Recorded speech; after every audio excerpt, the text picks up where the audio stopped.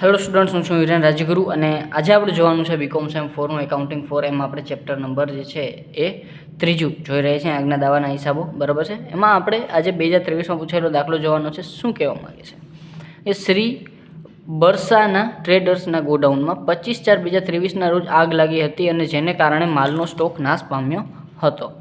કેટલો પામ્યો છે, કઈ રીતે પામ્યો છે, કાંઈ કીધું નથી. વીમા કંપની સમક્ષ ચૂકવવાના દાવાનું પત્રક, બરાબર છે, એટલે કે વીમા કંપની સમક્ષ મૂકવાના દાવાનું પત્રક નીચે મળેલી માહિતીના આધારે તૈયાર કરો.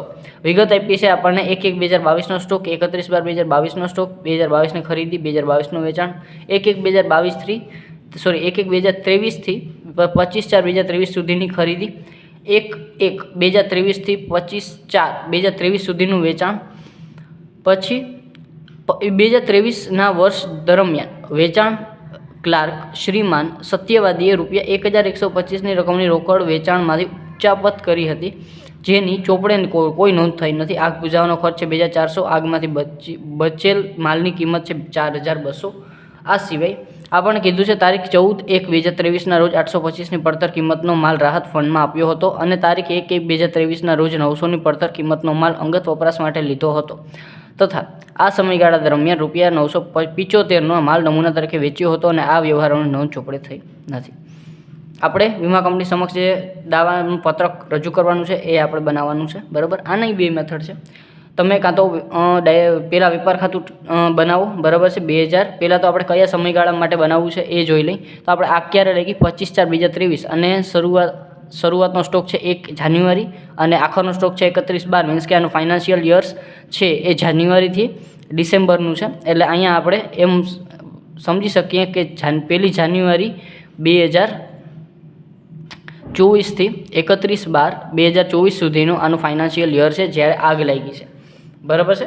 બીજા નંબરમાં આપણે શું કીધું છે, પાછળના શરૂઆતના આખરના સ્ટોક આપ્યા છે. મીન્સ કે એના ઉપરથી આપણે છે એ વેપાર પર નફાનું વેચાણ પર જે છે એ કાચા નફાનો દર શોધવાનો છે. એના ઉપરથી આપણે જે છે એ જ્યારે આગ લાગી ત્યારે આપણા પાસે ખરેખર પડતર કિંમતે કેટલો સ્ટોક હતો એ વસ્તુ આપણે ફાઇન્ડ આઉટ કરી શકશું. બરાબર છે. આપણે ડાયરેક્ટ પત્રક જ દોરીએ છીએ. બરાબર. જો તમે નફા નુકસાન વેપાર ખાતું દોરતા હો તો પણ તમારા માટે દાખલો વધારે ઇઝી પડી જશે, પણ આપણે છે એ થોડીક ડિફરન્ટ રીતથી દાખલો ગણીએ. બરાબર છે. ચાલો, સૌ પ્રથમ આપણે છે એ કીધું છે 1/1/2022નો અને 31/12/2022નો સ્ટોક કીધો છે, એટલે શરૂઆતનો આખરનો, પણ એ ક્યારનો હતો કે ગયા વર્ષનો. બરાબર. તો પહેલાં આપણે ગયા વર્ષનો વેપાર ખાતું દોરશું. બરાબર છે. એમાં આપણે શરૂઆતનો સ્ટોક બાકી આગળ લાવ્યા. બરાબર. એ કેટલું છે આપણી પાસે 39,750. પછી 31/12/2022નો સ્ટોક, તો એ અહીંયા આવશે બાકી આગળ લઈ ગયા 70,500. પછી બીજા નંબરમાં આપણે કીધું છે કે 2022ના વર્ષની ખરીદી અને 2022ના વર્ષનું વેચાણ. તો એ પણ આપણું ગયું વર્ષ જ છે. આપણે ખરેખર આગ 2024માં લાગી છે. બરાબર છે. 2023માં લાગી છે, નહીં કે 24માં. બરાબર છે. 1 જાન્યુઆરી 2023માં આગ લાગી છે. બરાબર છે, નહીં કે 24માં. બરાબર. એટલે કે આ 22ની આપણી પાછલા વર્ષનું આપણને માહિતી છે. અહીંયા લખશું આપણે ખરીદી 2,90,280. તો અહીં લખશું 2,90,280 અને 2022માં વર્ષનું વેચાણ આપ્યું છે, તો અહીંયા જ આપણા વેચાણ લખી નાખશું. બરાબર છે. તો એ આવશે 3,16,500. બરાબર છે. ચાલો, અને આ સિવાય આપણને ગયા વર્ષની કોઈ પણ માહિતી આપી નથી, એટલે વેપાર ખાતામાં આપણે ગયા વર્ષના વેપાર ખાતામાં આટલી જ માહિતી આવશે. અને આપણે બંધ કરી અને આપણે જરાક કાચો નફો ફાઇન્ડ આઉટ કરી લઈએ. બરાબર છે. તો આપણને ખબર પડી જ જાય છે કે 3,16,000 70,000 આ બાજુનું ટોટલ આપણે વધારે હશે. 3,16,500 પ્લસ 70,500 ટોટલ થઈ જશે 3,87,000. 3,87,000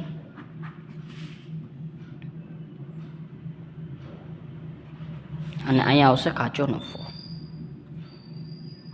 ચાલો, અને એ આપણે માઇનસ કરશું આમાંથી 39,750 અને 2,90,000. તો આપણી પાસે 57,250 આવશે. એ આવશે આપણી પાસે જે છે એ કાચો નફો. બરાબર. એક જ મિનિટ, જરાક આપણે છે એ પાછો ટેલી કરી લઈએ. 1,87,000 3,87,000 એમાંથી 39,750 અને 2,90,280 બરાબર, એટલે એ 56,970 આવશે બરાબર. થોડુંક ક્યાંક ખબર નહીં જે છે એ રહી ગયું હશે. 56,970 અત્યારે આને આપણે એમને રાખીએ બરાબર છે. આગળ વધી પછી આગળ આપણને કીધું છે જ્યારે જરૂર પડશે ત્યારે આપણે લઈ લેશું. હવે પત્રક જ્યારે આપણે બનાવીએ ત્યારે આપણને ખબર છે કે જેટલો પડતર કિંમતે માલ આપણી પાસે આવે એટલો આપણે લઈ અને એમાંથી આપણે જેટલો માલ જાય છે એટલો આપણે માઇનસ કરી અને જે આખરનો સ્ટોક આપણી પાસે વધશે એમાંથી આપણે વીમા કંપનીને કહેશું કે ભાઈ આટલો માલ આપણો જે જ્યારે આગ લાગી ત્યારે સમયગાળા દરમિયાન આપણી પાસે હતો. તો એના માટે સૌપ્રથમ આપણને શરૂઆતમાં એને કીધું છે કે શરૂઆતની ખરીદી આપી છે 41,509 બરાબર. પણ ખરીદી પહેલાં આપણે જે ગયા વર્ષનો આખરનો સ્ટોક છે ચાલુ વર્ષનો શરૂઆતનો સ્ટોક હોય તો અહીં લખશું આપણે બાકી આગળ લાવ્યા અથવા તો શરૂઆતનો સ્ટોક બરાબર છે, માલ સ્ટોક. અને એ પડતર કિંમતે જશે 70,500. હું અહીંયા આઉટર કોલમમાં બીજા કોલમમાં લખું 70,500. બીજા નંબરમાં આપણને ખરીદી કીધી છે અને એ પણ એ જ સમયગાળાની કીધી છે બરાબર 2023ની. તો અહીંયા લખશું આપણે ખરીદી પડતર કિંમતે ડાયરેક્ટ પક્કી લખી નાખું છું બરાબર છે. ચાલો કેટલી કીધી છે 41,509. તો અહીં લખી નાખશું આપણે 41,509. પછી એમાંથી આપણી બહાર જાય છે શું જાય છે તો કે વેચાણ જાય છે બરાબર. વેચાણ કેટલાનું થાય છે 77,250. તો અહીં લખી નાખશું આપણે બાદ વેચાણ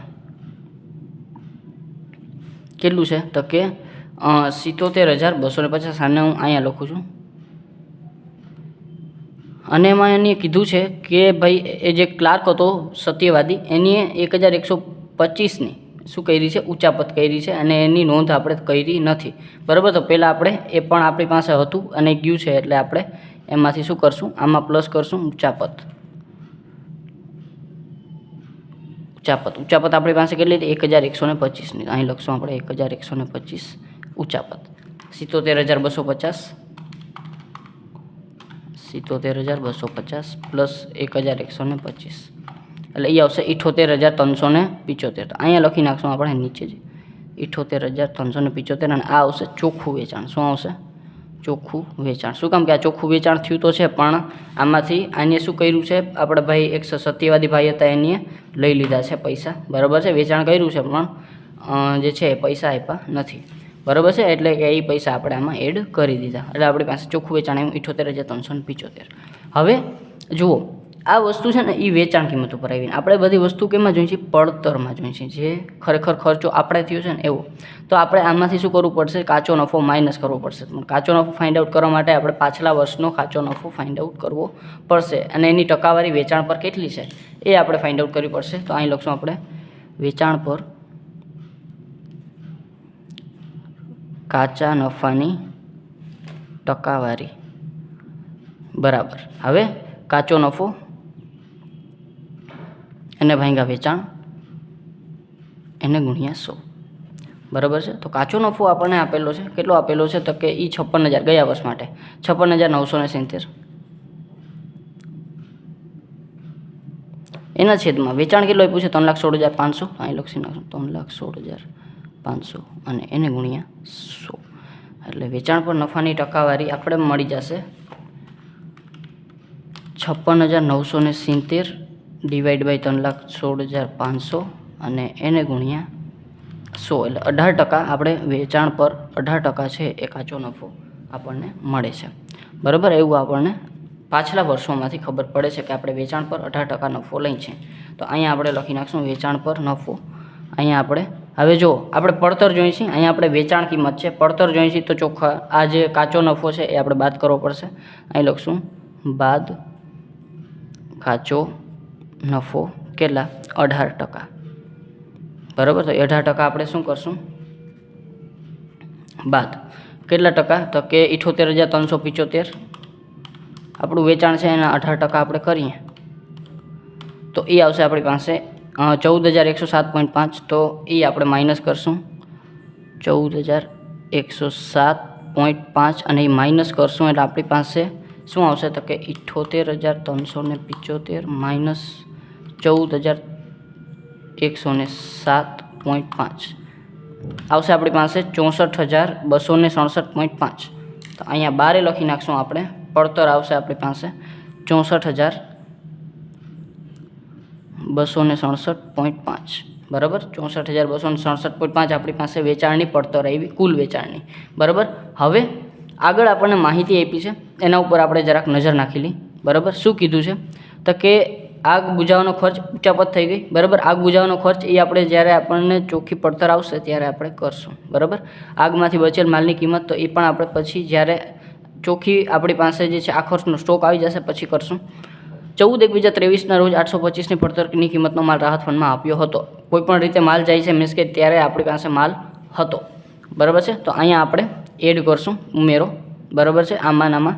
બરાબર છે, તો અહીંયા લખશું ઉમેરો. આ વેચાણમાં જેમ બાદ કર્યો એવી રીતે આપણે આમાં ઉમેરો કરશું વેચાણમાં.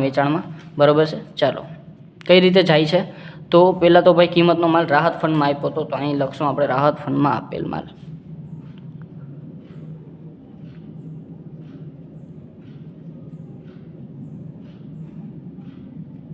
કેટલા કિંમતે તો કે પડતર કિંમતે આપણને કીધેલો છે અને રાહત ફંડનો માલ કેટલો છે તો કે 875 રૂપિયાનો. 875 આપણે એડ કરશું.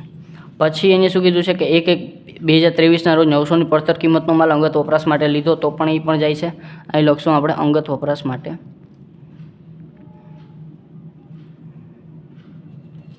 આપેલ માલ, લીધેલ માલ પડતર કિંમતે, એ પણ પડતર કિંમતે જ આપણે લીધો છે. બરાબર છે, અંગત વપરાશ માટે 900 રૂપિયાનો. તો અહીંયા આપણે 900 રૂપિયાનો માલ છે એ પણ એડ કરશું. બરાબર છે, એ પણ આપણે પડતર કિંમતે આપશું.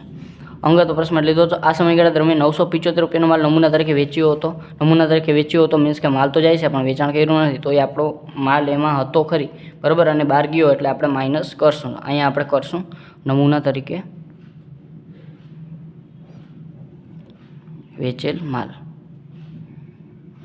તો આ બધી વસ્તુ આપણે 975 રૂપિયા એમાં શું કરશું એડ કરશું. બરાબર, એટલે કે કોઈ પણ રીતે આપણો માલ જાય છે તો એ વસ્તુ આપણે શું કરશું જમા કરશું. બરાબર છે, ચાલો પ્લસ કરશું. ચાલો, તો 64,000 આ સિવાય આપણને કંઈ કીધું નથી અને આ કોઈ વસ્તુની ચોપડે નોંધ થઈ નથી એટલે આપણે ચોપડે નોંધ કરી છે. ચાલો બધાનો પ્લસ કરી નાખીએ. બરાબર, એક જ મિનિટ. અહીંયા આપણે 825 રૂપિયા છે એ આપણે દેવાના છે, નહીં કે 875. બરાબર, પડતર કિંમતનો માલ રાહત ફંડમાં 825 રૂપિયાનો છે.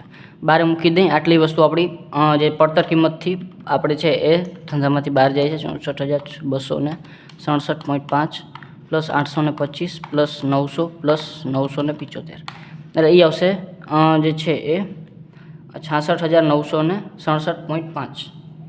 તો લખશું બાદ આપણે આ બધી જ વસ્તુ કરવાની છે. માઇનસ 66,967.5. બરાબર, અને અહીંયા આપણે ટોટલ કરીએ તો આનો ટોટલ આવશે આપણી પાસે જે ટોટલ આપણે અંદર માલ આવ્યો હતો 70,500 પ્લસ 41,509, તો એ આવશે 1,12,009. 1,12,009. બરાબર, એમાંથી આપણે આ વસ્તુ માઇનસ કરીએ તો આપણે 66,967.5 ખૂબ જ ધ્યાનમાં રાખવાનું છે. એટલે કે 45,041.5 એ આપણો આવ્યો 41.5. બરાબર, આ શું આવ્યું? આ આવ્યું આપણી પાસે જે છે એ આપણો આખરનો સ્ટોક. બરાબર, આખરનો સ્ટોક આપણી પાસે જ્યારે આગ લાગી ત્યારે આટલો હતો. બરાબર છે, અહીં લખશું આપણે આખરનો સ્ટોક. બરાબર, પછી આપણે આગળ વધી તો જ્યારે આગ લાગી ત્યારે આપણે બચાવી કેટલો લીધો હતો તો કે આગમાંથી આપણે છે એ 4,200 રૂપિયાની માલની કિંમતનો આપણે શું કર્યું હતો બચાવી લીધો હતો. તો અહીંયાથી માઇનસ કરશું બાદ બચાવી લીધેલ માલ કેટલો છે તો કે માઇનસ કરશું આપણે 4,200નું. શું કામ કે એમાંથી આપણે બચાવી લીધો, મીન્સ કે આપણે એ કંઈ નુકસાન થયું નથી. એટલે 45,041.5 એમાંથી 4,200 માઇનસ કરશું આપણે 40,841.5. તો અહીંયા લખશું આપણે 40,841.5. બરાબર, આ આપણે બળી ગયો ખરેખર માલ એ છે. બરાબર, ખરેખર નુકસાન આટલું આનું થયું છે. આ સિવાય એમાં આપણે આગ બુઝાવવાનો ખર્ચ આપ્યો છે તો એમાં આપણે એડ કરશું આગ બુઝાવવાનો ખર્ચ. અહીંયા આપણે ઉમેરો કરશું આગ બુઝાવવાનો ખર્ચ.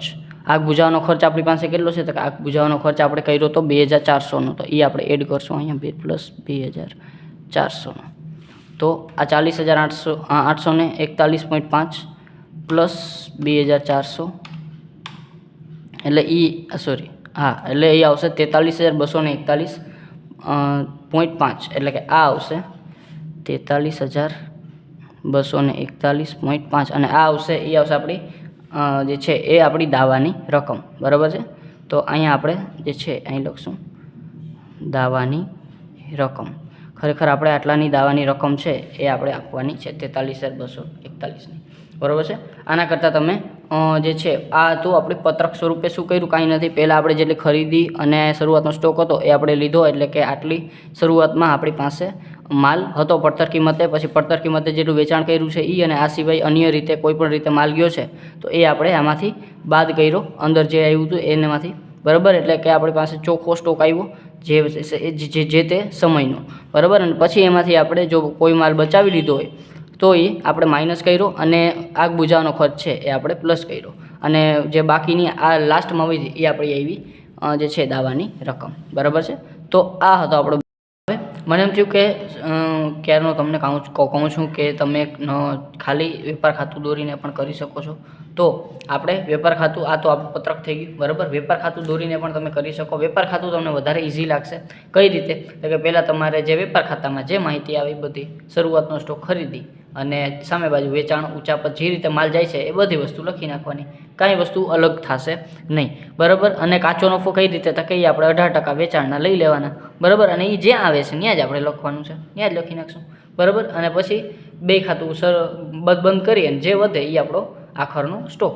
પછી આખરના સ્ટોકનું આપણે દાવાનું પત્રક બનાવો તો પણ ખૂબ જ સરસ, અતિ ઉત્તમ. બરાબર. મેં પણ ખાલી બતાવી દીધું છે તમને. બરાબર છે. આગ લાગ્યા તારીખે પડતર કિંમતે આપણી પાસે આખરનો સ્ટોક હતો એ હતો 45,041.5 અને એમાંથી બાદ આપણે જે બચાવી લીધેલ માલ છે એ કરશું અને આ સિવાય આપણે આગ બુઝાવવાનો જે ખર્ચ છે એ આપણે પ્લસ કરશું. એટલે આપણે જે આખરનો જે દાવામાં રકમ હશે એ છે આપણી 43,241.5. બરાબર છે. 2023માં પૂછાયેલો દાખલો. બરાબર છે. જો વિડીયો ગમ્યો હોય તો લાઇક કરજો, શેર કરજો તમારા ફ્રેન્ડ સાથે અને સબસ્ક્રાઇબ ચેનલને જરૂરથી કરી નાખો જેથી કરીને આવતા વિડીયોઝ તમને સરળતાથી મળી રહે. Thank you.